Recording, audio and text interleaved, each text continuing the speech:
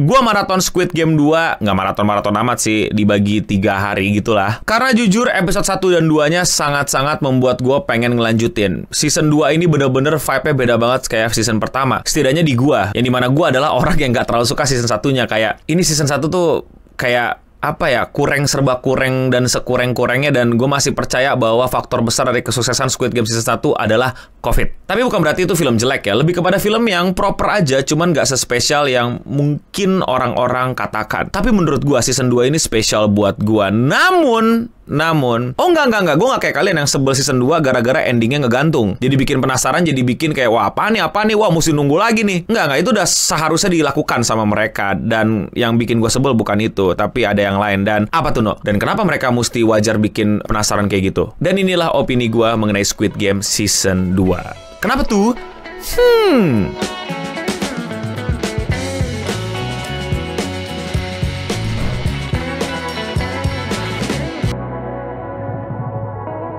Squid Game Season 2, gue sebelumnya udah nonton episode 1 dan episode 2 duluan, dan gue kebelet banget pengen bikin opini gue mengenai episode tersebut, karena 2 episode itu adalah hal yang membuat gue bilang, oke, gue akan lanjutin nonton Squid Game Season 2. Karena di Squid Game Season 1, gue bener-bener kayak, ya udahlah gitu, nih COVID gue bisa keluar, gue tontonin. Buat kalian yang belum nonton dan ngamuk-ngamuk di sana, buruan ngamuk-ngamuk di sana di thumbnailnya yang kayak gini. Karena sekarang gue akan ngeluarin unek-unek dan opini gue mengenai Squid Game Season 2, the entire season. Dan kenapa semuanya menurut gue sangat paling dirusak di episode 7. Menurut gue semua kebaikan dari Squid Game Season 2 itu numpuk di episode 1, episode 2. Gara-gara si rekruter itu ya, siapa sih namanya yang si ganteng idola cewek itu, apa-apa itu, Tren to Busan itu, sorry, aduh, gue susah banget mengingat nama karakternya, maafin, gue jarang banget nonton K-drama, susah ngingetnya, lebih gampang inget karakter anime. Tenang, gue karakter anime juga nggak apal-apal amat, susah ngingetinnya, susah gue, maafin ya. Ya pokoknya, menurut gue dia benar-benar sangat dieksekusi dengan baik di episode 1 dan episode 2. Bahkan ada beberapa fan teori yang bilang kalau dia itu emang sampai di VFX-in mukanya, atau emang dia jago acting, itu dia bisa kayak dibagi 2 mukanya, yang satu ketakutan, yang satu maniak pengen bunuh orang. Gue pikir itu emang bagian dari acting, tapi pas gue lihat, oh iya beda banget ya kira makanannya ya. Kesuksesan season 2, atau setidaknya yang bikin gue stay nonton, adalah dia sangat-sangat bagus, dan di endingnya pun dia juga cukup diberikan kematian yang luar biasa keren. Dan kalau orang-orang kecewa dan orang-orang pengen dia lanjut ada, janganlah. Ini emang udah seharusnya menurut gue buat plot untuk memberikan gitu loh, membuka vibe Squid Game Season 2 tuh ya segininya gitu. The Game itu adalah segininya. Yang bagus lagi apa ya? Tentu saja ini dari Season 1 ya, desain dan bagaimana lain-lainnya yada-yada masih bagus, ruangan gamenya dan lain-lain. Namun menurut gue game-game di Squid Game 2 itu bener-bener kayak cuman pengen bilang ke karakter utamanya, kena prank, lu pikir bakal sama? Emang siapa bilang kita nggak boleh berubah? Ke prank lu. Seriusan, silakan nggak setuju ya. Bahkan game pertama pun kayak diciptakan untuk ngeplotting si karakter utama kita tuh sudah seberpengalaman apa. Game 2 juga diciptakan berbeda untuk kasih tahu, lu nggak bisa pakai pengalaman lu di masa lalu. Dan game berikutnya ya, kalau di Indonesia tuh rebutan kursi, tapi di sini rebutan ruangan gitu, dan mesti cari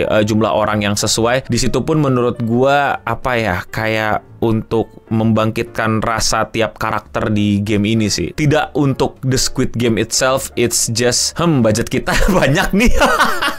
Kita bikin satu ruangan bisa muterin 200 orang yuk. Nggak sih, nggak 200, lebay gue. Tapi ya itu yang gue lihat ya. Karena gue bener-bener nggak merasa intensi dan ketegangannya gitu. Hayo lo gitu. Kayak udah tahu ada pasti selamat. Nah ini gue udah mulai masuk ke yang jelek-jelek ya nih. Seluruh side karakter di game ini tuh kayak diada-adain. Bahkan nenek-nenek cerewet, bapak-bapak yang emosian dan pengen lunasin utang. Itu entah kenapa kayak sesuatu yang nggak menarik buat gua. Walaupun beberapa adegan mereka oke lah gitu, kayak interaksi anak dan ibu gitu. Itu kayak oke, tapi kayak side story yang kayak ini mau ke ceritanya mau dibawa kemana karakter ini, yang ujung-ujungnya gua tau kedor mati gitu, tapi nggak berdampak ke plot. Ngerti nggak sih maksud gua? Iya, gua tahu like everybody di sini juga nggak berdampak amat ke plot, tapi itu udah terjadi di season 1. Ngerti nggak sih lo, dampak orang-orang yang mati dan membuat PTSD si karakter utama. Gue salah sebut karakter utama kan kemarin pada ngabuk di komen. Gue sebutnya karakter utama aja ya, protagonis kita. Dan sekarang menurut gue semua karakter sampingan itu hampir nggak ada fungsinya ke plot gitu. Bener-bener cuman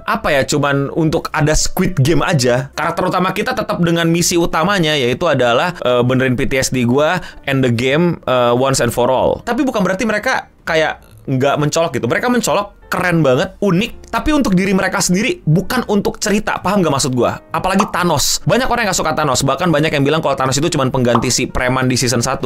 Gue setuju banget. Tapi menurut gue, argumen yang lebih tepat untuk menggambarkan Thanos adalah karakter bagus, skill acting bagus, penulisannya bingung mau diapain.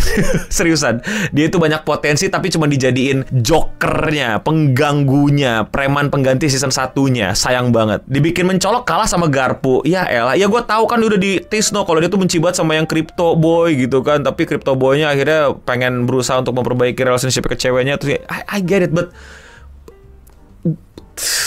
terlalu sangat-sangat kayak haha gitu loh. Terus cewek tentara pink itu yang dapat banyak screen time, yang gue yakin pasti di reveal semuanya dia itu siapa dan bagaimana nanti di season 3, tapi menurut gue sangat-sangat mengganggu sekali. Kayak tiba-tiba ada tapi kayak bener-bener cuma di permukaan gitu, bener-bener cuma di sini gitu. Bahkan konflik antar tentara pink juga kayak kita tease dikit ya, nanti ada masalah di season 3 gitu. Kayak bener sih, banyak orang argumen ini gue setuju banget sih, bahwa season 2 itu dibuat cuman buat jadi penghubung antara season 1 dan season 3, bukan season yang bisa utuh sendiri gitu. Menurut gue ini bakal bisa jadi season yang utuh sendiri, tau gak sih lo? Tapi bukan berarti semuanya jelek ya. Ada hal yang menurut gue perlu diangkat dan gue lihat jarang orang ngomongin adalah hero dalam cerita itu nggak akan ada bagus-bagusnya kalau nggak dikasih villain yang sangat-sangat bagus. Menurut gue di sini The Frontman bener-bener dieksekusi dengan baik, dengan gaya penulisan yang mungkin nggak biasa buat film-film modern, ditulis dengan cara yang sederhana tapi eksekusinya tepat. Gue ngerti ya, gue nggak tahu kalian ngerti apa nggak, tapi The Frontman yang ikut main itu tuh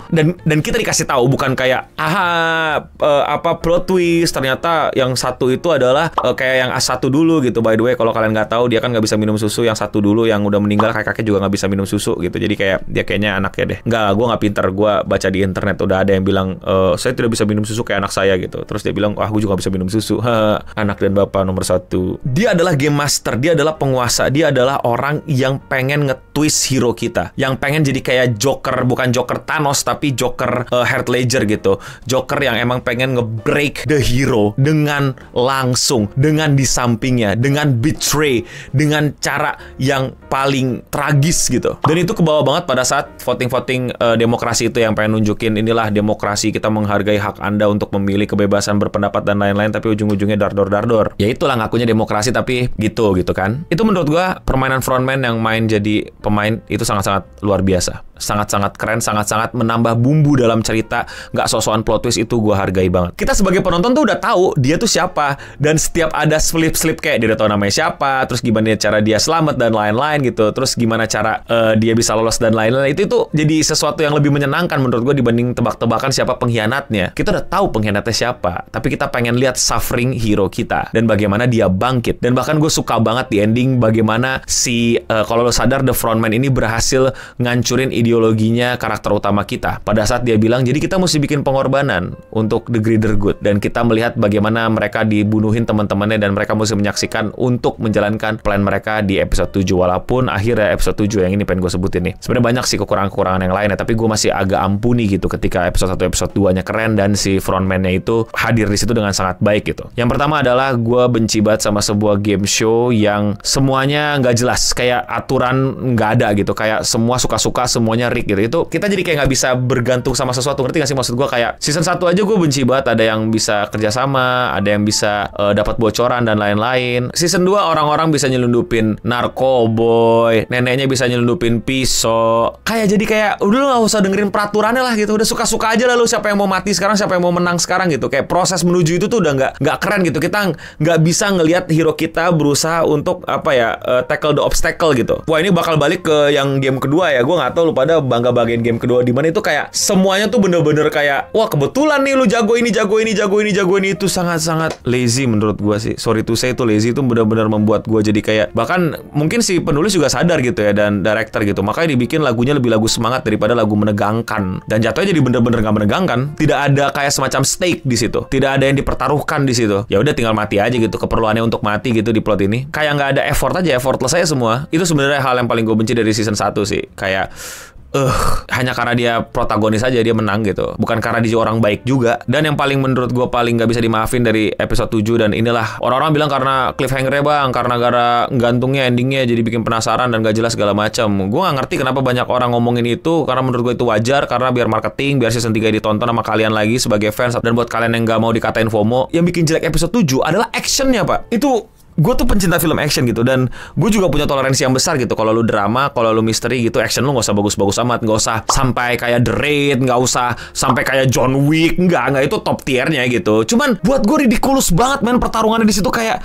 lebih apa ya, lebih menegangkan nonton MU lawan klub yang lu pada juga baru tahu kalau klub itu ada gitu. Jarak tembaknya deket, semua orang aimnya kayak busuk, kayak action 80-an 90-an gitu loh. Ini 2024, 2025 bahkan. Ya mereka rilis 2024 sih ya. Tapi kayak masa sih masih terus secara logika juga kayak gak masuk akal gitu. Kayak tiba-tiba mereka semua somehow lebih jago daripada tentara-tentara bayaran yang mantan tentara, mantan polisi atau polisi korup baju pink gitu. Hanya karena ada satu tentara di situ. Dan sebenarnya sih kalau kita mau fairly speaking kan Korea Selatan wajib militer ya. Ya walaupun gue tahu ya gak semuanya masuk base camp tentara gitu. Ada yang katanya suruh jaga kantor polisi atau apa, gue lupa lah gitu. Tapi ya tetap aja it feels weird sih. It's just weird. The action scene itu bener-bener dipaksain banget. Apalagi yang tinggal jalan itu yang harusnya menegangkan kan. Wah gila, hero kita nih terjepit, tembak-tembakannya ter gitu.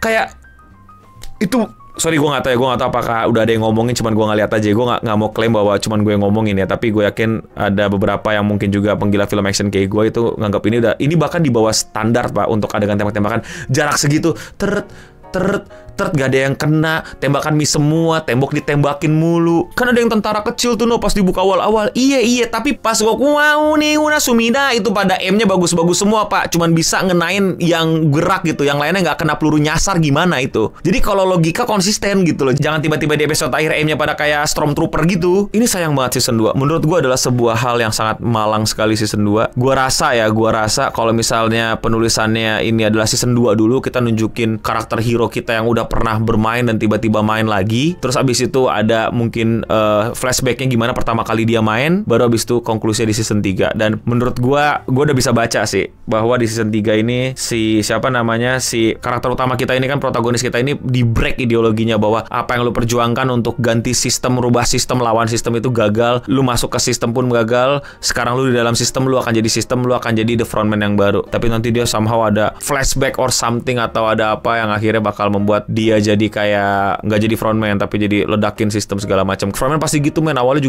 kita mau ngerubah sistem tapi kita jadi sistem dan lain-lain. Nggak tahu kenapa udah kebaca sama gue.